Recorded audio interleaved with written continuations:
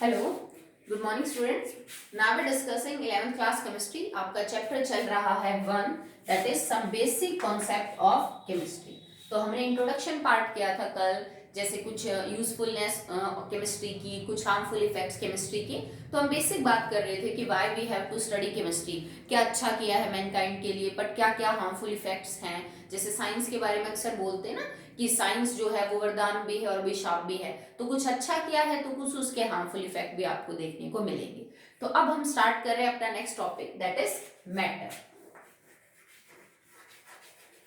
ये चीज आपने 9th में पढ़ी है, आपका फर्स्ट चैप्टर ही था मैटर के बारे में। तो मैटर किसको बोलते हैं, पदार्थ किसको बोलेंगे? It is something that have mass, that occupy space and that's presence can be felt by any of our 5 senses. क्या लिखेंगे? It is something that occupies space, have mass, and whose presence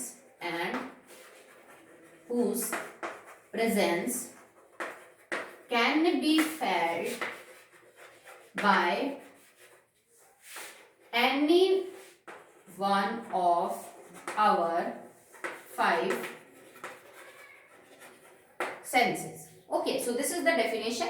यहां तक आपने I think 9th में भी पढ़ी है कि मैटर हम उस चीज को बोलते हैं जिसमें वजन हो और जो कोई जगह घेरे। अब थोड़ा सा हमने इस डेफिनेशन को एक्सटेंड कर दिया है कि जिसका होना हम अपनी 5 सेंसेस में से किसी भी एक सेंसेस से या फिर किसी ज्यादा सेंसेस से फील कर सके, महसूस कर सके। जैसे मान लीजिए चौक है, चौक मैटर है। क्यों? क्योंकि चौक में वजन है, चौक ने जगह भी घेर रखी है और आप इसको देख सकते हैं, आप इसको टच कर सकते हैं, हम फील कर सकते हैं इसको। ठीक है। जैसे मान लीजिए सन है, सन मैटर है। क्यों? क्योंकि सन को हम देख सकते हैं, उसने जगह घेर रखी है, उसके अंदर कुछ मास है। समझ रहे हो आप? तो जो भी चीज जिसके अंदर मास हो, जगह घेर रखी हो और जिसका होना महसूस किया जा सके, हम उसको क्या बोलते हैं? मैटर। चाहे आप अपनी 5 सेंसेस में से किसी से भी उसको फील कर पा रहे हैं, वो मैटर होगा। ओके, नाउ मैटर को हम आगे क्लासिफाई करते हैं on the 2 types, on the 2 basis. समझ लीजिए आप, एक है उनका फिजिकल बिहेवियर और एक है उनका केमिकल बिहेवियर। बेटा फिजिकल बिहेवियर से क्या मतलब होता है कि फिजिकल का मतलब है बाहरी तौर पे, ऊपरी तौर पे हम किसी चीज को जब देखते हैं। तो केमिकल का मतलब है उनकी कंपोजिशन, उनकी बनावट के बारे में बात करना कि वो अंदर तक वो जो चीज है वो कैसी है। तो मैटर को 2 तरह से क्लासिफाई किया जाता है, एक है फिजिकल क्लासिफिकेशन और एक है केमिकल क्लासिफिकेशन। फिजिकल क्लासिफिकेशन में मैटर 3 टाइप का होता है, सॉलिड, लिक्विड और गैस। ये आपने 9th में खूब अच्छे से कर रखा है। ठीक है। तो फिजिकल क्लासिफिकेशन के अंदर हम मैटर की सिर्फ ऊपरी बनावट को देख के, मतलब बहुत ज्यादा डीप में उसको स्टडी नहीं करते और हम सॉलिड, लिक्विड, गैस के अंदर उसको कैटेगराइज करते हैं। अब ये आपका होमवर्क है, आप नोटबुक के अंदर ये खुद करेंगे। The characteristics of solid, the characteristics of liquid, the characteristics of gases, कि सॉलिड, लिक्विड और गैस तीनों किन किन बातों में एक दूसरे से अलग हैं, किन बातों में सेम है। जैसे सॉलिड के बारे में लिखोगे, this is the form of matter that have definite shape, definite volume. Definite shape नहीं है बट डेफिनेट वॉल्यूम है, डेफिनेट शेप भी नहीं है, डेफिनेट वॉल्यूम भी है।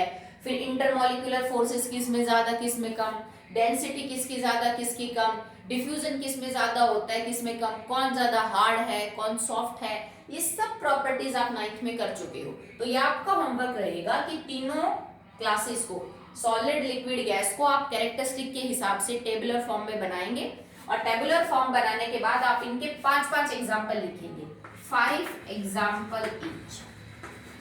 5 लिक्विड, 5 गैस और 5 सॉलिड। आई होप आपको समझ आ गया होगा, सिंपल है, आप कर लेंगे। तो हम चलते हैं अबाउट द केमिकल क्लासिफिकेशन। तो केमिकल जो क्लासिफिकेशन है उसके अंदर हमने मैटर को मेनली 2 पार्ट में डिवाइड किया। सबसे पहले one is pure substances and second one is mixture. अब हम अंदर की जो कंपोजिशन है ना मैटर, उसको थोड़ा देख के और फिर क्लासिफिकेशन कर रहे हैं। केमिकल क्लासिफिकेशन में या तो आपका कोई भी मैटर मिक्सचर हो सकता है या वो प्योर सब्सटेंस हो सकता है।